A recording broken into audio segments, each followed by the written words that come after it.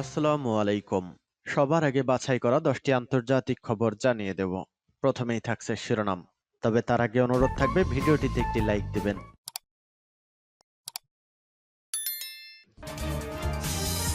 জানিয়ে দিব হাতে থাকা সর্বশেষ আপডেট আন্তর্জাতিক সংবাদ। প্রথমেই সংবাদ শিরোনাম। হাজার হাজার সৈন্য প্রত্যাহারের ঘোষণা, গাজা যুদ্ধে হেরে যাচ্ছে ইসরায়েল। এরপর জানিয়ে দিব ইউক্রেনের পাশে ইউরোপ, 4 দফা কর্মসূচি ঘোষণা।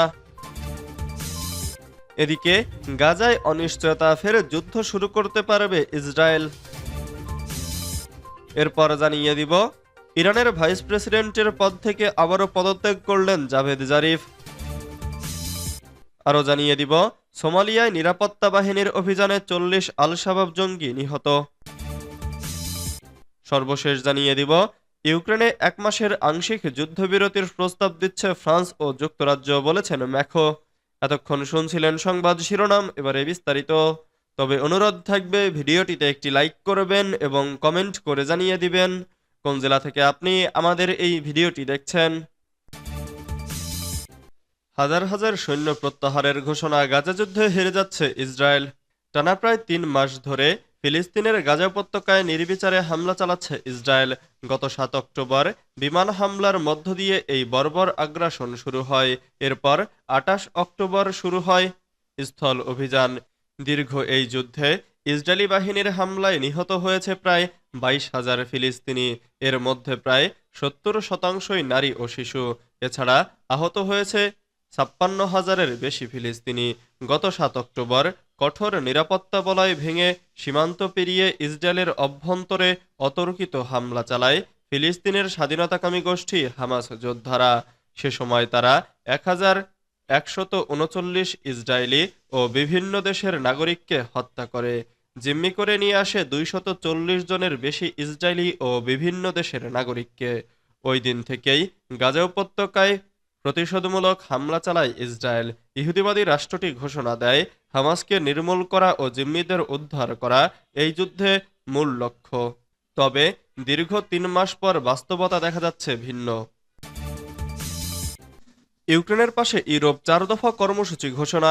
ইউক্রেন যুদ্ধ বন্ধে রাশিয়ার সঙ্গে সমঝোতা করতে পদক্ষেপ নেওয়ার ব্যাপারে একমত হয়েছেন ইউরোপের নেতারা।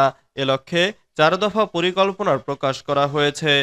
ইউক্রেন নিয়ে আলোচনা করতে রোববার যুক্তরাজ্যের রাজধানী লন্ডনে এক সম্মেলনে বসেছিলেন ইউরোপের বিভিন্ন দেশের রাষ্ট্র ও সরকার প্রধানেরা। পশ্চিমা সামরিক জোট ন্যাটো ও ইউরোপের 27 দেশের জোট ইউরোপীয় ইউনিয়নের শীর্ষ নেতাদের পাশাপাশি ইউক্রেনের প্রেসিডেন্ট ভলোদিমির জেলেনস্কিও সম্মেলনে যোগ দিয়েছিলেন।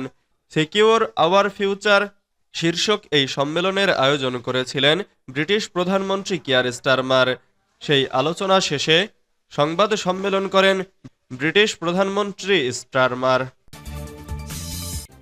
গাজায় অনিশ্চয়তা, ফের যুদ্ধ শুরু করতে পারবে ইসরায়েল। ফিলিস্তিনের সশস্ত্র গোষ্ঠী হামাসের সঙ্গে দখলদার ইসরায়েলের যুদ্ধবিরতি চুক্তির প্রথম ধাপের মেয়াদ শেষ হয়ে গেছে। গত 19 জানুয়ারি যুদ্ধবিরতিটি শুরু হওয়ার 16তম দিনে দ্বিতীয় ধাপ নিয়ে আলোচনা শুরুর কথা ছিল, কিন্তু ইসরায়েল তা করেনি। ফলে এ মুহূর্তে হামাস ও ইসরায়েলের মধ্যে কোনো যুদ্ধবিরতি নেই। যুদ্ধবিরতির প্রথম ধাপের মেয়াদ ছিল 42 দিন। এটি শেষ হওয়ার পরই রোববার গাজায় হামলা চালিয়েছে ইসরায়েল। এতে অন্তত 6 জনের মৃত্যু হয়েছে। এছাড়া দখলদাররা গাজায় সব ধরনের পণ্য প্রবেশও বন্ধ করে দিয়েছে। যুদ্ধাপরাধের অভিযোগে অভিযুক্ত ইসরায়েলি প্রধানমন্ত্রী বেনিয়ামিন নেতানিয়াহু হুমকি দিয়েছেন, হামাস যদি যুদ্ধবিরতির মেয়াদ বাড়াতে রাজি না হয় তাহলে গাজায় ফের বর্বর হামলা শুরু করবেন তিনি। যদিও হামাসের সঙ্গে ইসরায়েলের যে যুদ্ধবিরতি চুক্তিটি হয়েছিল সেটির মাধ্যমে গাজায় সব ধরনের লড়াই বন্ধ এবং সব জিম্মির মুক্তি পাওয়ার কথা ছিল, কিন্তু ইসরায়েলি এটি আটকে রেখেছে। গাজায় ইসরায়েল আবারও যুদ্ধ শুরু করতে পারবে কিনা এমন প্রশ্নে ইসরায়েলি রাজনৈতিক বিশ্লেষক ওরি গোল্ডবার্গ বলেছেন, ইসরায়েল গাজায় পণ্য প্রবেশ বন্ধ করে দেওয়ার সিদ্ধান্ত নিয়েছে মূলত মরিয়া ও বেপরোয়া ভাব থেকে। তাদের এ মুহূর্তে পূর্ণ সামরিক হামলা চালানোর সক্ষমতা নেই বলেও দাবি করেছেন তিনি। এছাড়া নেতানিয়াহু যুদ্ধ শুরু করার ফাঁকা বলি ছাড়ছেন বলেও মন্তব্য করেছেন ওরি গোল্ডবার্গ।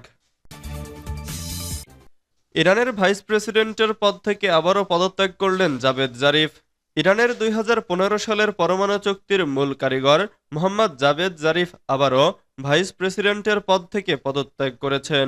দেশটির রাষ্ট্রীয় গণমাধ্যম রোববার জানিয়েছে, সর্বোচ্চ নেতা আয়াতুল্লাহ আলী খামেনি যুক্তরাষ্ট্রের সঙ্গে আলোচনার বিরোধিতা জানানোর কয়েকদিন পরই এই পদত্যাগের ঘটনা ঘটল।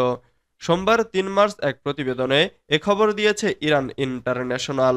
সরকারি সংবাদ সংস্থা ইরনা জানিয়েছে, প্রেসিডেন্ট মাসুদ পেজেশকিয়ান জাভেদ জারিফের পদত্যাগপত্র গ্রহণ করেছেন, তবে এখনও এ বিষয়ে কোনো প্রতিক্রিয়া দেননি। জারিফের পদত্যাগ এমন সময় এলো যখন দেশটির পার্লামেন্ট অনাস্থা ভোটের মাধ্যমে পেজেশকিয়ান প্রশাসনের অর্থমন্ত্রীকে বহিষ্কার করেছে। আইআরজিসি ঘনিষ্ঠ ফারসা নিউজ দুটি অজ্ঞাত সূত্রের বরাত দিয়ে এ তথ্য জানিয়েছে।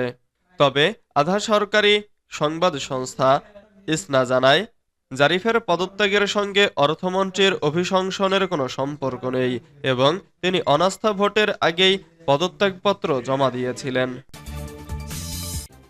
সোমালিয়ায় নিরাপত্তা বাহিনীর অভিযানে ৪০ আল-শাবাব জঙ্গি নিহত। সোমালিয়ার হিরসাবেলে রাজ্যের বিয়াক্যাডোডে এলাকায় দেশটির সেনাবাহিনী ও তাদের আন্তর্জাতিক মিত্রদের অভিযানে জঙ্গি গোষ্ঠী আল-শাবাবের ৪০-এর বেশি সদস্য নিহত হয়েছে। ব্রিটিশ বার্তা সংস্থা রয়টার্স তাদের এক প্রতিবেদনে এ খবর জানিয়েছে। বার্তা সংস্থাটি জানায়, সোশ্যাল মিডিয়া প্ল্যাটফর্ম এক্সে দেওয়া এক পোস্টে সোমালি ন্যাশনাল টিভি রবিবারের এ অভিযানে খবর দিয়েছে। রাষ্ট্রীয় সশস্ত্র বাহিনী, আন্তর্জাতিক অংশীদার, সতর্ক স্থানীয়রা এখনও অভিযান চালিয়ে যাচ্ছে। পোস্টে এমনটাই বলেছে এসএনটিভি। পূর্ব আফ্রিকার এ দেশটিতে আল কায়দা, আইএস ও আল-শাবাব বেশ সক্রিয়। প্রেসিডেন্ট ডোনাল্ড ট্রাম্পের নির্দেশে গত মাসে যুক্তরাষ্ট্র দেশটির উত্তর পূর্বের গলিস পর্বতমালায় লুকিয়ে থাকা আইএস সদস্যদের উপর বিমান হামলা চালায়। ওই হামলায় আইএসের এক ঊর্ধ্বতন আক্রমণ পরিকল্পনাকারী সহ একাধিক সদস্য নিহত হয়েছে বলেও দাবি করেছে পেন্টাগন। ইউক্রেনে ১ মাসের আংশিক যুদ্ধবিরতির প্রস্তাব দিচ্ছে ফ্রান্স ও যুক্তরাজ্য, বলছে ম্যাখো। রাশিয়া ইউক্রেনের মধ্যে ১ মাসের আংশিক যুদ্ধবিরতির প্রস্তাব দিচ্ছে ফ্রান্স ও যুক্তরাজ্য। তবে এই যুদ্ধবিরতির আওতায় স্থলযুদ্ধ পড়বে না। আকাশ, সমুদ্র ও জ্বালানি অবকাঠামোতে হামলার ক্ষেত্রে এই যুদ্ধবিরতি প্রযোজ্য হবে। ফ্রান্সের প্রেসিডেন্ট এমানুয়েল ম্যাখো গতকাল রোববার ফরাসি দৈনিক লে ফিগারোকে দেওয়া সাক্ষাৎকারে এসব কথা বলেছেন। ম্যাখো বলেন, যুদ্ধবিরতি হলে তা মানা হচ্ছে কিনা সেটি যাচাই করাটা খুব কঠিন হবে, কারণ রণক্ষেত্র এত বড় যে তা প্যারিস থেকে বুদাপেস্ট পর্যন্ত দূরত্বের সমান। ইউক্রেনের শান্তি পরিকল্পনা এগিয়ে নিতে যুক্তরাজ্যের প্রধানমন্ত্রী কিয়ার স্টারমারের আহ্বানে গতকাল লন্ডনে ইউরোপীয় নেতাদের একটি সম্মেলন হয়। এই সম্মেলনে যোগ দেন ম্যাখো। সম্মেলনের পর এখন রাশিয়া ইউক্রেনের মধ্যে ১ মাসের আংশিক যুদ্ধবিরতির প্রস্তাব ফ্রান্স ও যুক্তরাজ্য দিচ্ছে বলে সাক্ষাৎকারে জানান ম্যাখো।